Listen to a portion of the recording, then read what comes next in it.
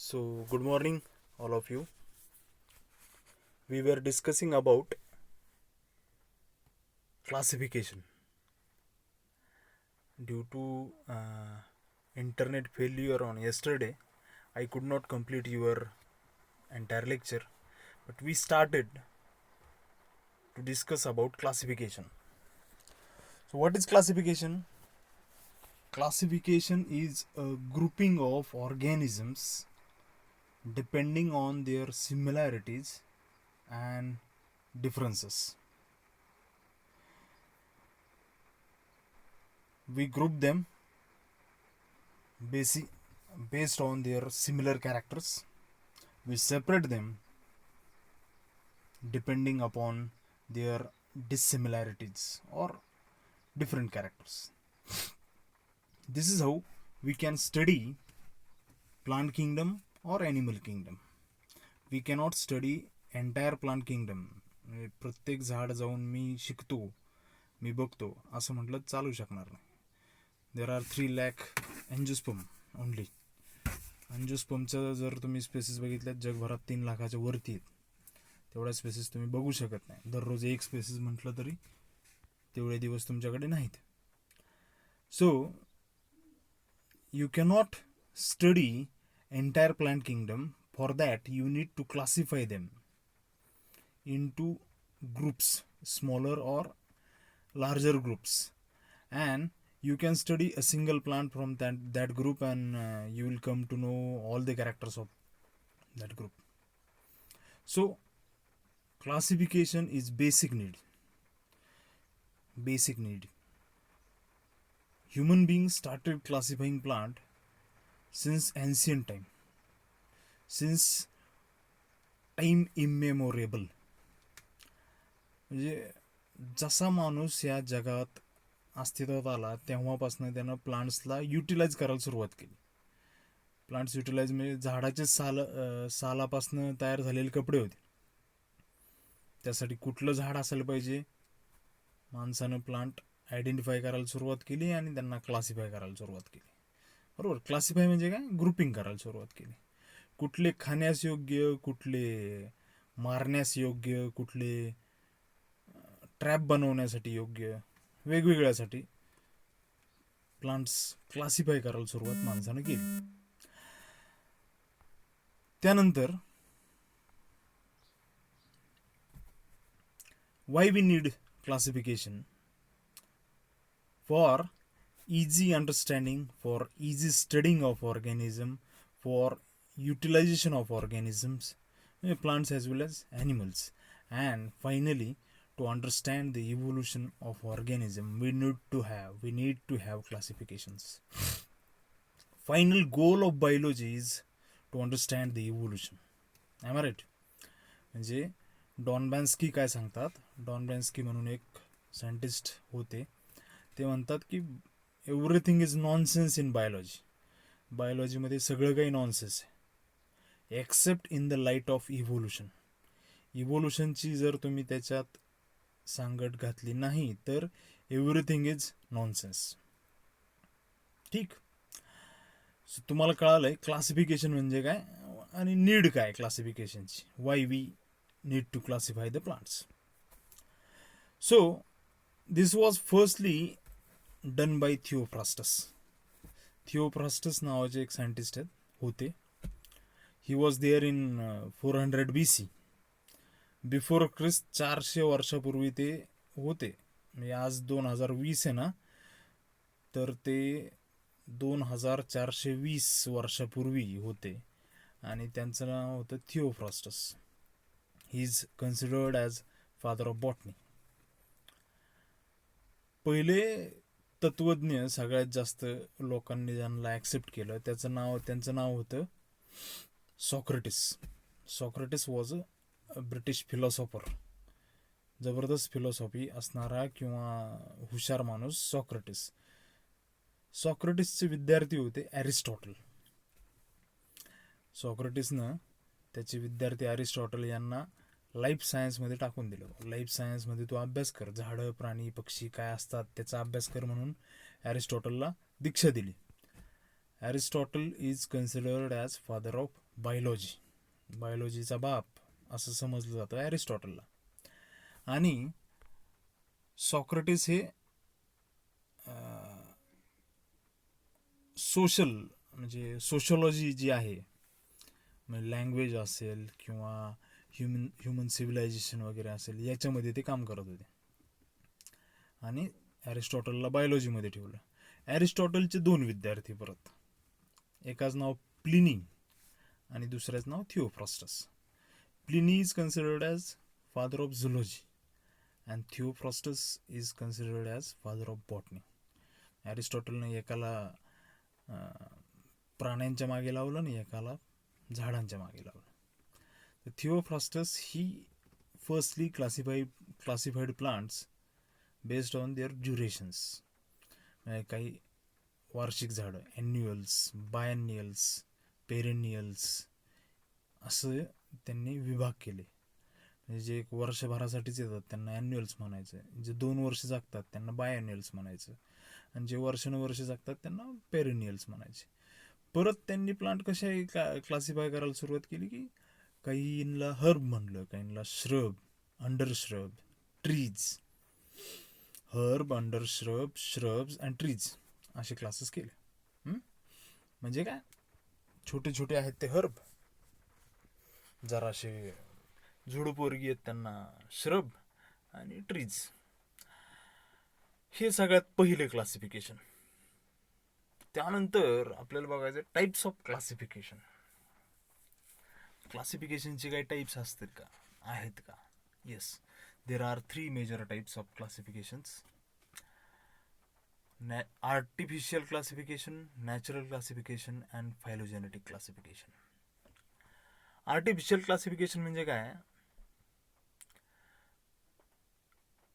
So based on few characters only.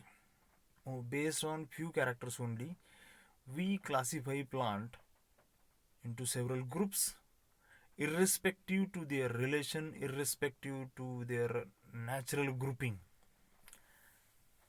Such type of classifications are called as artificial classifications. म्हणजे काय, याचं उदाहरण आहे कार्ल लिनायसची क्लासिफिकेशन सिस्टीम. कार्ल लिन नावाचे scientist होते. ही is considered as father of taxonomy, म्हणजे plant क्लासिफिकेशनचा बाप मानलं जातं ते कार्ल लिनायस यांना. त्यांचं नाव खरं कार्ल लिन असं होतं, पण त्यांनी बायनॉमियल नॉमेनक्लेचर नावाची कन्सेप्ट आणली आणि प्रत्येक झाडाला आणि प्रत्येक ऑर्गॅनिझमला 2-2 नावांनी त्यानं नाव द्यायला सुरुवात केली. आणि ते लॅटिनमध्येच नाव असायला पाहिजे असं त्यांचा अट्टास होता, म्हणून त्यांनी स्वतःच्या नावापासून सुरुवात केली आणि स्वतःचं नाव केलं कॅरोलस लिनायस. बरोबर. तिथून पुढचे त्यांच्या सगळ्या लिटरेचरमध्ये त्यांचं नाव जे त्यांनी पब्लिश केलेलं लिटरेचर आहे, त्या लिटरेचरमध्ये त्यांचं नाव आहे कॅरोलस लिनायस. So what he did a classification system. He prepared a classification system which was based on sexual characters, and it is also called as sexual system of classification. यात काय होतं, त्यांनी number of stamen in the flower हे character सगळ्यात महत्त्वाचं धरलं, आणि या कॅरेक्टरला पकडून त्यांनी 24 क्लासेस केले प्लांट्सचे. त्यातला एक क्लास जो होता तो क्रिप्टोगॅमिया म्हणून होता. त्या क्रिप्टोगॅमियामध्ये स्टॅमिन नव्हतेच, क्रिप्टोगॅमिया. दुसरा क्लास म्हणजे बाकीचे 23 जे क्लास होते ते फेनोरोगॅम्सचे होते, म्हणजे जिम्नोस्पर्म ही त्याच्यात आणि अँजिओस्पर्म ही त्याच्यात. तर हे 23 क्लासेस कसे होते, तर मोनोअँड्रिया, डायअँड्रिया, ट्रायअँड्रिया, टेट्राअँड्रिया या टाईपमध्ये ते क्लासेस होते. मोनोअँड्रिया म्हणजे एकच स्टॅमिन, डायअँड्रिया म्हणजे 2 स्टॅमिन. अशा फॅमिलीज आहेत ज्यांच्यामध्ये एकच स्टॅमिन असतो.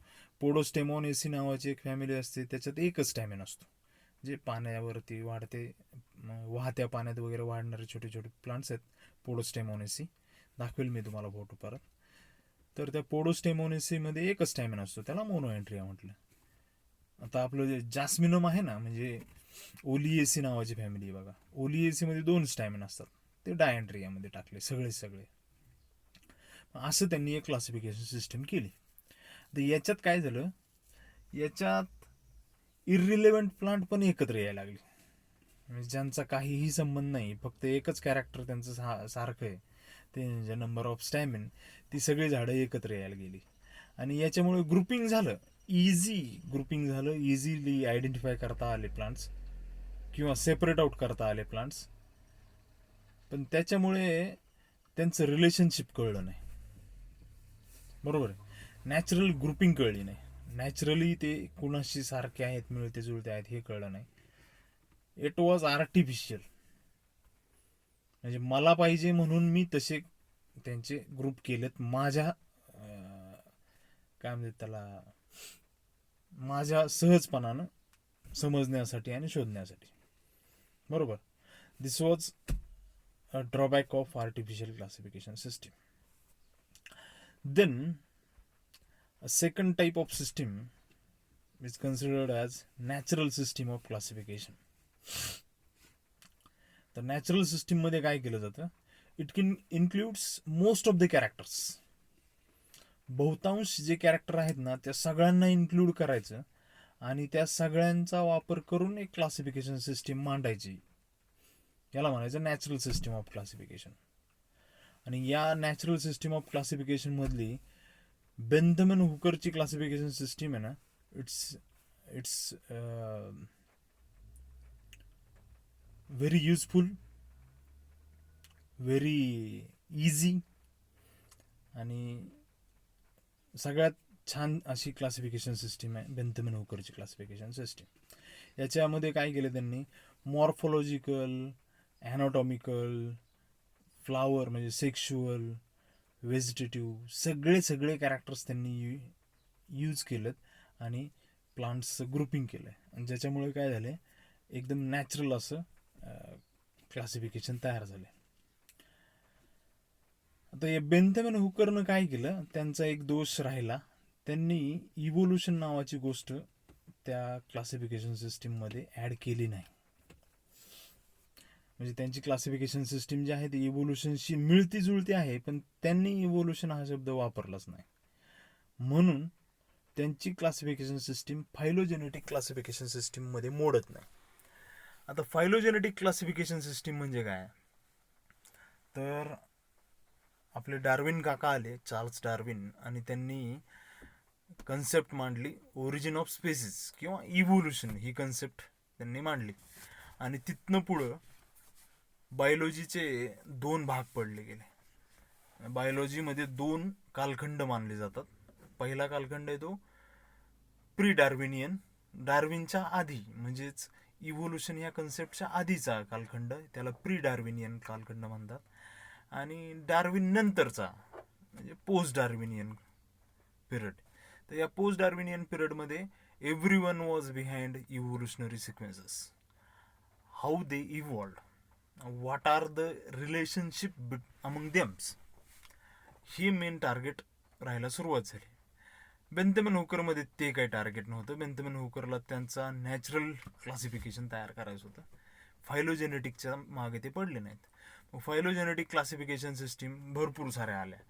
सुरुवात केली एंगलर आणि प्रँक्टलनं. एंगलर प्रँक्टलच्या विद्यार्थ्यांनी परत ती तशीच अपडेट करत राहत गेले. त्यानंतर पुढची क्लासिफिकेशन सिस्टीम आली ती दालग्रेनची, तख्तजानची, कॉन्क्रिस्टची, अशा खूप साऱ्या क्लासिफिकेशन सिस्टीम येत गेल्या. आणि फायनली आता काय झालं, जगभरातले सगळे सायंटिस्ट एकत्र आलेत आणि त्यांनी त्यांची एक क्लासिफिकेशन सिस्टीमचा एक ग्रुप तयार केला आहे. त्याला म्हणतात APG, angiosperm phylogeny classification group. Angiosperm phylogeny group, APG नावाचा एक ग्रुप तयार केला आहे. आणि ते काय करतात, सगळेजण जे काही नवीन रिसर्च येईल समोर, तो रिसर्च कॉम्प्युटर प्रोग्राममध्ये टाकत राहतात आणि त्या कॉम्प्युटर प्रोग्राम डिसाईड करतं प्लांट क्लासिफिकेशन. त्याला म्हणायचं APG. तर आत्ता सध्या सगळ्या म्हणजे we use APG in scientific work, but still there is no substitute for Bentham and Hooker. Bentham and Hookerला कुठलाही आज तागायत सबस्टिट्यूट भेटलेला नाही. तुम्ही प्रॅक्टिकल बॉटनी शिकताय, you are in the field, you want to identify your family, your plant, then there is no option for Bentham and Hooker. एपीजीनं वगैरे नाही का, ते इव्होल्युशन शोधायच्या मार्गात आहेत. इव्होल्युशन कसं झालं हे ते शोधतायत, पण त्याच्यामुळे नॅचरल ग्रुपिंग अशी काही राहिलेली नाही. म्हणजे आपल्याला बघता क्षणी असं वाटतं ना, हे ह्या फॅमिलीचं असू शकतं, हे फक्त बेंथम अँड हुकर अशी साईट तयार करू शकतं. तर आपण काय करूया, या लेक्चरला बेंथम अँड हुकरची क्लासिफिकेशन सिस्टीम शिकायची आपल्याला. And we have some 7-8 families in our syllabus, so we will go in detail in that particular families of syllabus. चलेगा? So we'll meet in next lecture.